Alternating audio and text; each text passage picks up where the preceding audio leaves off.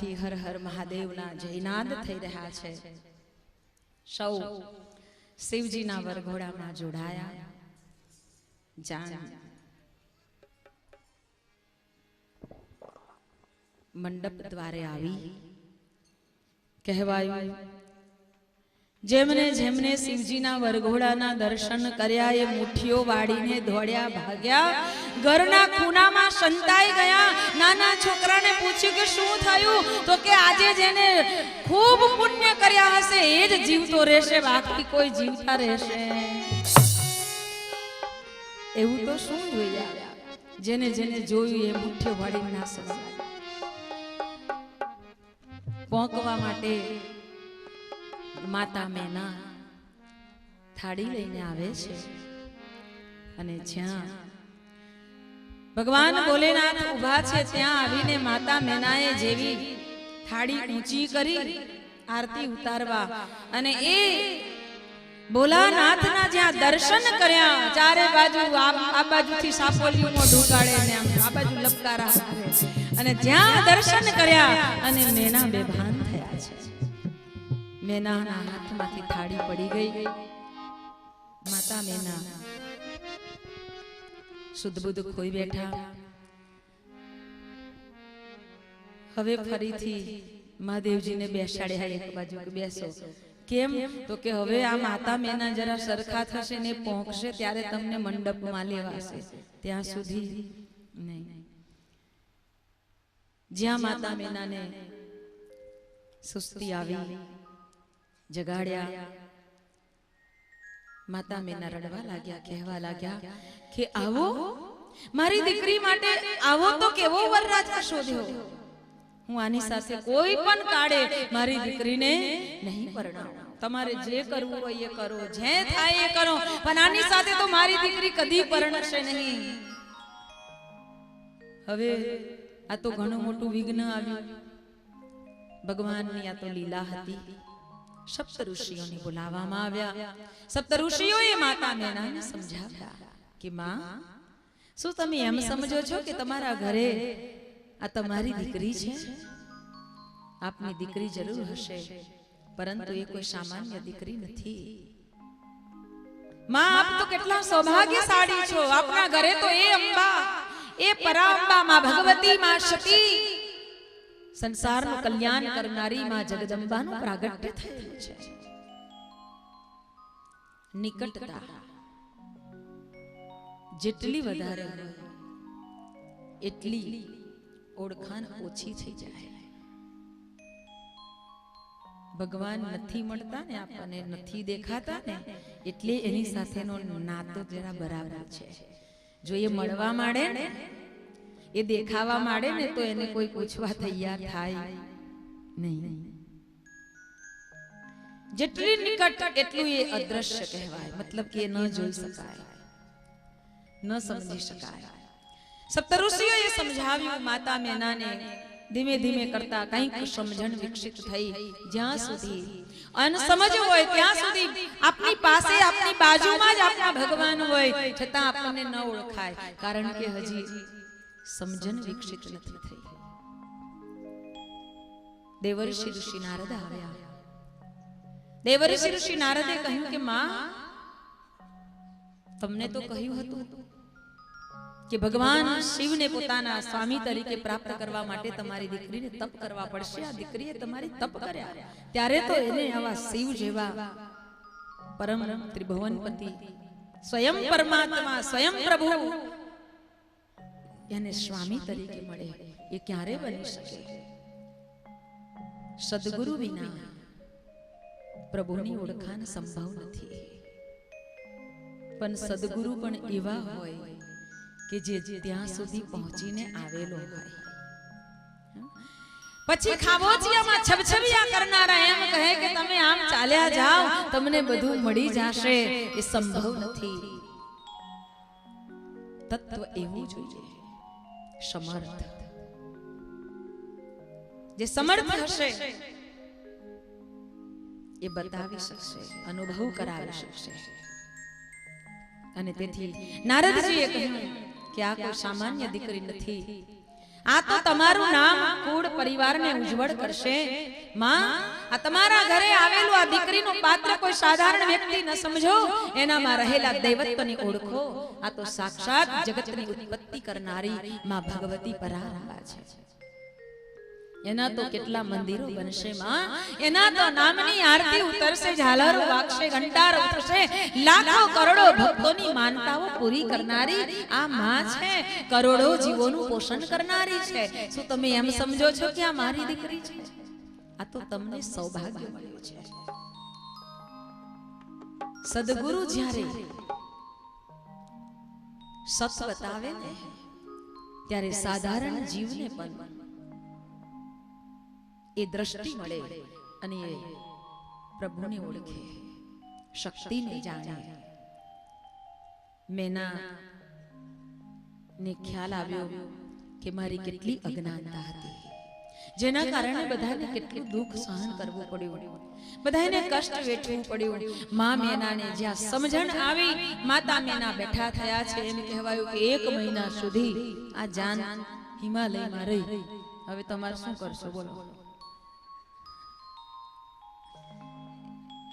1 મહિના સુધી જાન રહી. 1 મહિનો લાગ્યો માતા મેનાને એ સમજતા કે સ્વયં ત્રિકાલદર્શી ભગવાન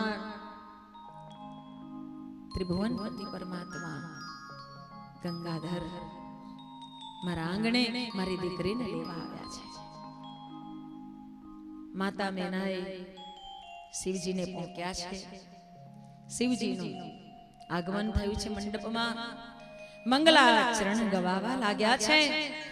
પિતા હિમાલય અને માતા મેના પૂજન કરવા માટે બેઠા છે. પોતાની દીકરીનો હાથ લઈ અને શિવજીના હાથમાં સોંપે છે. જીવનું શિવની સાથે જે મિલન કરાવે એ પિતા કહેવાય, એ સદગુરુ કહેવાય. અને આજે ગોળ બાપા મંત્રોચ્ચાર કરે છે અને પિતાએ દીકરીનો હાથ લઈ અને શિવજીના હાથમાં સોંપ્યો છે. જીવ અને શિવનું મિલન બતાવ્યું છે. કહેવાયું ગોળ મહારાજ મંગલાષ્ટક ગવાવા લાગ્યા છે. ગંગા સિંધુ સરસ્વતી ચ યમુના ગોદાવરી નર્મદા કાવેરી સરયૂ મહેન્દ્ર તનયા ચર્મવંતી વેદિકા ક્ષિપ્રાવેત્રવતી महाशुर नदी ख्याता जया गंडकी पूर्णा पुण्य जले समुद्र शहिता कुर्यात् श्रद्धा मंगलम कुर्यात् श्रद्धा मंगलम वरकन्या सावधान. વરકન્યાને સાવધાન કર્યા. વેદ મંત્રોની ઋચાઓના ગાન સાથે ભગવાન શિવ અને સતી માં પાર્વતીનું લગ્ન થયું છે. જાનની ખૂબ સરસ આગતા સ્વાગતા કરી. જાનૈયાઓ પણ ખૂબ ખુશ થયા. છો ને ખુશ ભાઈ? હા, અમારા ભાઈઓએ બહુ મહેનત કરી છે તમારા ઉતારા માટે, તમને ખવડાવવા પીવડાવવા માટે.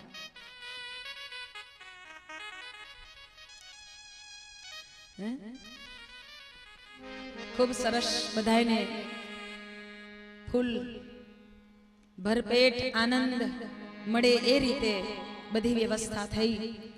ભોજન આપ્યું, જાત જાતના ભોજન.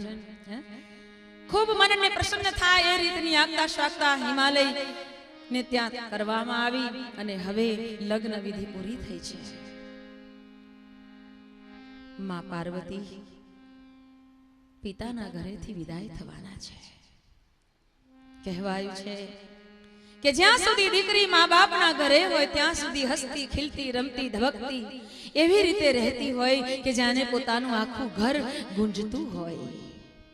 આખા ઘરમાં એક રણકાર, આખા ઘરમાં એક ઝણકાર દીકરીના માધ્યમથી રહે.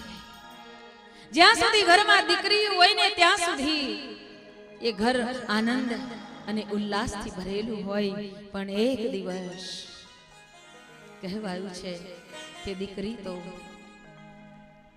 पराई होती है, नादान सी होती है ये बेटियां, रहमत से भरपूर होती हैं ये बेटियां, बात बात पर रोती हैं ये बेटियां. ये मैं नहीं कहता, मेरे भगवान कहते हैं जब बहुत मैं खुश और प्रसन्न होता हूं तब जाकर जन्म लेती हैं ये बेटियां. मेरे भगवान ने कहा है खुश नसीब वो होते हैं जिनके घर आती हैं ये बेटियां, जिनके घर आती हैं. દીકરીઓને પથ્થરો ન કહેશો કે સાપનો ભારો ન કહેશો. દીકરી એ તો તુલસીનો ક્યારો છે, ફૂલનો ક્યારો છે. એ તુલસી મેરે આંગણ કી, આપણા આંગણામાં રહેલી તુલસીના ક્યારા જેવી આપની દીકરી ક્યારે મોટી થઈ જાય. જ્યાં તુલસી ના છોડ પર પત્તા આવવા લાગે એમ દીકરી જ્યારે મોટી થાય ત્યારે દીકરીને પણ વિદાય અપાય. જેમ તુલસીનું પાન જેના ઉપર મૂકવામાં આવે એ પ્રસાદ બની જાય, એને ભગવાન સ્વીકાર કરે, એમ દીકરીને પણ જ્યારે મા બાપ વિદાય કરે છે ત્યારે એ જે ઘર પરિવારમાં જાય છે એ ઘર પરિવારની એ વૃદ્ધિ કરે છે.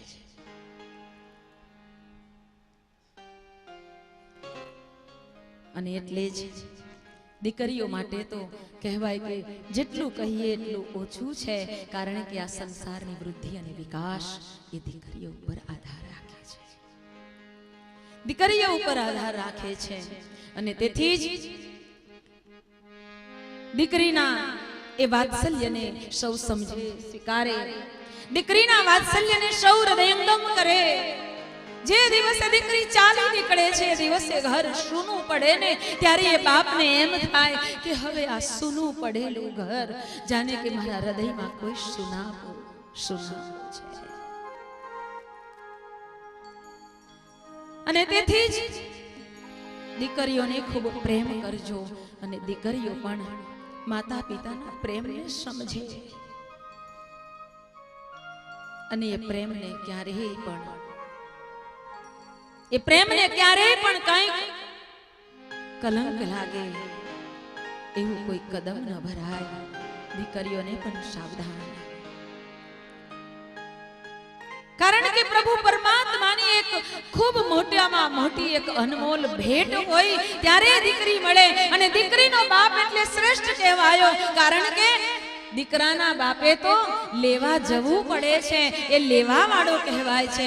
જ્યારે દીકરીનો બાપ તો પોતાના કાળજાના કલેજાને પોતાનાથી અલગ કરી અને એ બીજાને આપી દે છે. ચાહે એને સુખ મળશે કે દુઃખ મળશે ખબર નથી, છતાંય એને પારકાના હાથમાં સોંપી દે છે. અને એટલે કહ્યું કે કન્યાદાન એ સૌથી મોટામાં મોટું શ્રેષ્ઠ દાન છે, શ્રેષ્ઠ દાન છે. जिनको है बेटियां ये कहते हैं, जिनको है बेटियां वो ये कहते हैं, परियों के देश में वो तो रहते हैं, गर्व को जन्नत का नाम देते हैं. जिनको है बेटियां वो ये कहते हैं.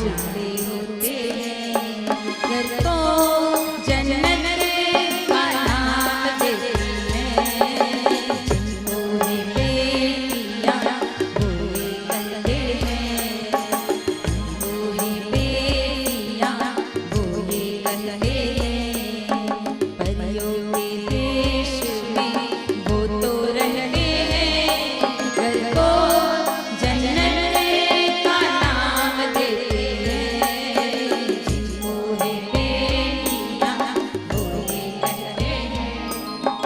જેના ઘરમાં દીકરી આવે એમ કહેવાય કે ઘર જન્નત યાને કે સ્વર્ગ સમાન બની જાય અને તેથી જ દીકરી જ્યારે ચાલી નીકળે છે ત્યારે ઘરમાં સુનાપાનો અહેસાસ માતા પિતા જરૂર અનુભવે છે। આજે જ્યારે પાર્વતીની વિદાય થઈ રહી છે ત્યારે માતા મેના અને પિતા હિમાલય ધ્રુસકે રડી રહ્યા છે। જગતમાં એટલે કહ્યું છે કે સૌથી મોટામાં મોટું કોઈ દાન હોય તો એક કન્યાદાન છે અને એક ગૌદાન છે। એક કન્યાદાન છે અને એક ગૌદાન છે। આ બે દાન દુનિયામાં સૌથી મોટામાં મોટા છે। મારા ભાઈઓ બહેનો વડીલો અને તેથી જ દીકરી માટે કહેવાયું સંવેદનશીલ પાત્ર છે। દીકરો વારસ છે તો દીકરી પારસ છે, દીકરો વંશ છે તો દીકરી અંશ છે, દીકરો ફૂલ છે તો દીકરી સુગંધ છે, દીકરો હાથ છે તો દીકરી હૈયું છે અને હૈયું ધબકતું રહે ને ત્યાં સુધી આ વ્યક્તિ જીવી શકે છે, અન્યથા નહીં। માટે દીકરીઓને ખૂબ પ્રેમથી જતન કર્યા બાદ એને એવા સંસ્કારથી સિંચિત કરજો કે બેટા ગમે તેવી પરિસ્થિતિમાં પણ આ સંસ્કારને લઈ અને તારા ઘર પરિવારને તું ખૂબ પ્રેમથી સંભાળજે। સંજોગો વસાત ઘર પરિવારમાં દીકરી આવે અને ક્યાંક આપણા ઘરની રીતને ન જાણે તો એને પ્રેમથી સમજાવજો। માનસ માત્ર ભૂલને પાત્ર પણ છતાંય એક ભૂલ એના જીવનને તમામ રસોથી મુક્ત કરે એવું ન બને। દીકરીઓના અંતઃકરણને જાણજો, સમજજો। જેમ આપણી દીકરી પારકા ઘરે જાય એમ પારકી દીકરી આપણા ઘરે આવે। એ જ પ્રેમ અને એ જ અહેસાસ જો બની રહે તો ઘર ઘર પરિવાર સ્વર્ગ સમાન બની જાય। અને એ દીકરી એટલે જ્યારે ઘરેથી વિદાય થાય, મા બાપનું ઘર પોતાનું ઘર માનીને રહેતી દીકરી જ્યારે વિદાય થાય ત્યારે જે વિધિ વિધાન ક્રમ છે એમાં ગોળ બાપા દીકરીના બંને હાથ કંકુવાળા કરાવી અને થાપો મરાવે। દીકરી બંને હાથ કંકુવાળા થાપો મારીને જાય અને એ થાપો મારતી વખતે દીકરી તેના ભાઈને કહે, ખમ્મા મારા વીરા, ખમ્મા મારા વીરા, મારા બાપની બધી મિલકતમાં મારો પણ ભાગ છે, પરંતુ સરકારના કોઈ કાગળિયામાં હું સાઇન કરી દઉં ને તો ચાલે, પરંતુ આ દુનિયાની મોટી સરકાર એ પરમ કૃપાળુ પરમાત્મા છે। અને એટલે ભગવાનની સાક્ષીમાં હું એક પેનથી નહીં, એક અંગૂઠાથી નહીં, હું મારા 10 આંગળાથી સાઇન કરીને જાઉં છું। 10 આંગળાથી સાઇન કરીને જાઉં છું કે મારા બાપની બધી મિલકત હું તને સોંપીને જાઉં છું। ભાઈ મારે એમાંથી કાંઈ જોતું નથી। આ દીકરીઓની ઉદારતા છે, આ દીકરીઓનું સમર્પણ છે। અને જ્યારે દીકરી બધું આપીને ચાલી નીકળે છે એને જે બાપની હેસિયત હોય, બાપે જે આપી શકાય એટલું આપ્યું હોય, બિચારી દીકરી એટલું પોટલું બાંધીને ચાલી નીકળે। ક્યારેય કોઈ આનાકાની ન કરે કે મને આટલું જોઈએ, આટલું જોઈએ। જેટલું આપે એટલું લઈને ચાલી નીકળેલી દીકરી જતા જતા કહે, પણ ભાઈ મારી સૌથી મોટી મિલકત એ મારા મા બાપ છે, મા બાપ, અને એ મારા મા બાપને હું તને સોંપીને જાઉં છું, તને સોંપીને જાઉં છું। જતન કરી શકે તો મારી એ મિલકતનું જતન કરજે।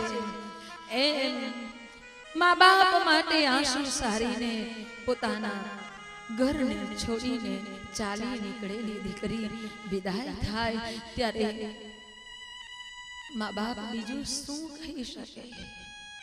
માં તો હજી આંસુ પાડી શકે, પણ બાપની કેટલી મજબૂરી, ન કોઈની સામે રડી શકે। અને એ બાપ તે દિવસે પોતાના ભીતરની સંવેદનાને કોઈની સામે રજૂ નથી કરી શકતો ત્યારે એક થાંભલાના ઓટેકો લઈ નીચું માથું કરીને ડબ ડબ આંસુ કાઢવા ભગવાનને એટલી પ્રાર્થના કરે કે મારા જીવનના બધા જ સુખ મારી દીકરીને મળે અને એના જીવનના તમામ દુઃખ હે પ્રભુ મને મળે. મા બાપ પોતાના કાળજાના ટુકડા સમાન દીકરીને વિદાય આપી ભગવાનની એટલી પ્રાર્થના કરે એને એટલો પ્રેમ મળે સસુરાલમાં એટલો પ્રેમ મળે કે મારી દીકરીને અમે પણ યાદ ના આવીએ એને એટલો પ્રેમ મળે અને તેથી દુઆ આપતા આપતા માँ बाप કહે बाबुल की दुआएं ले जा तुझको सुखी संसार में बाबुल की दुआएं जा तुझको सुखी संसार में के कबिया याद ससुराल में इतना प्यार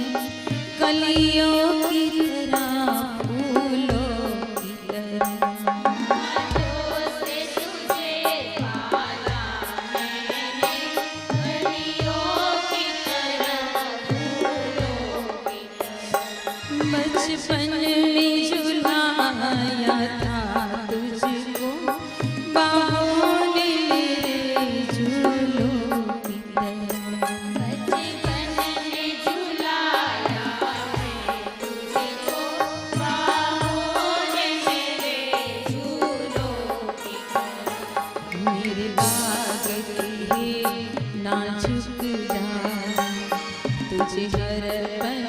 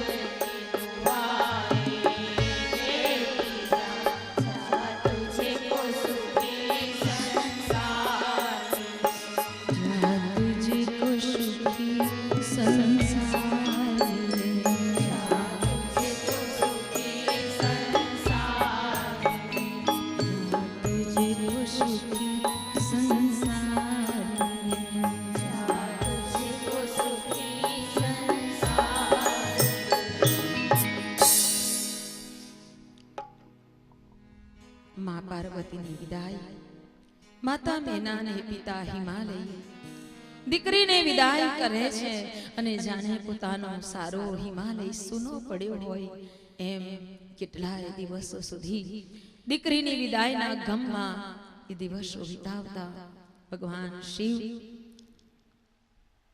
પાર્વતીને લઈ કૈલાશ ઉપર આવ્યા. કહેવાયું છે કે અનેક વર્ષો વીત્યા.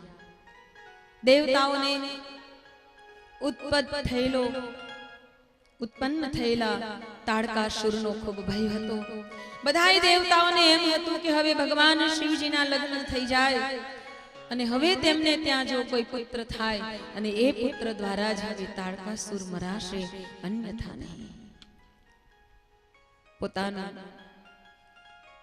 ગ્રહસ્થ નિભાવતા શિવજીની ગ્રસ્ત યોગની વાતને યાદ કરવામાં આવી. સમય વીતતો ગયો. શિવજી એ વિશ્વાસ છે. સતી પાર્વતી થયા.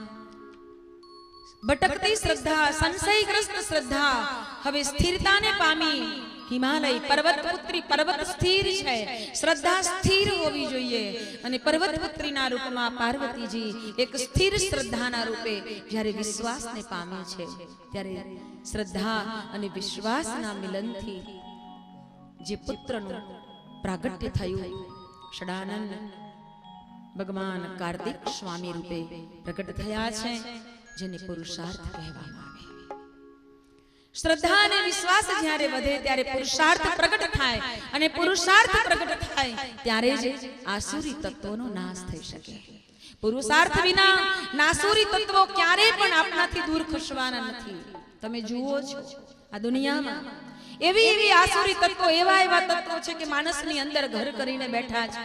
આજે માણસને ખબર જ છે કે અમુક વસ્તુ આપણાથી ન લેવાય, છતાંય એ વસ્તુઓને તેઓ જીવનમાં અપનાવી રહ્યા છે. અમારા જીવાને પછી અમારી બહેનો છે ને છાની માની કહી જાય કે જરાક અમારા બાજુ જોજો ને, અમારું કંઈ કામ કરજો ને, અમારો સંદેશો, અમારી વેદના. અમે ભાઈઓને કહીએ કે ભાઈ આ બધું શું કામ, તો કહે કે મરવાનું તો છે જ ને. પાછા એમના જવાબ તો એવા બધા હોય, એમના જવાબ તો એવા બધા હોય કે એમ લાગે કે અહીંયા બોલવું જ ખોટું છે. મરવાનું તો છે જ, પરંતુ રીબાઈને દુખી થઈને કોઈને હેરાન પરેશાન કરીને મરવું શું આપણા માટે સારું કહેવાય? નાની સરખી તમે વિચાર કરો કે 2 ઇંચની પડીકી, 2 ઇંચની બીડી, 2 ઇંચની સિગારેટ, આ 6 ફૂટના માણસને કેવો પાયમાલ કરી દીધો છે. તાકાત કોની વધારે? તાકાત કોની વધારે? એ નાની સરખી નિર્જીવ પડીકીની કે આ 6 ફૂટના આટલા મોટા જીવતા માણસની? માણસ ખોખલો બની ગયો છે, ખોખલો બની ગયો, શક્તિહીન બની ગયો, વિચારહીન બની ગયો. અને એટલે જ આજે વિચારોનું, સદવિચારોનું વાવેતર કરવું ખૂબ જરૂરી છે. કારણ કે સમાજ આજે ઉજ્જડ બની રહ્યો છે.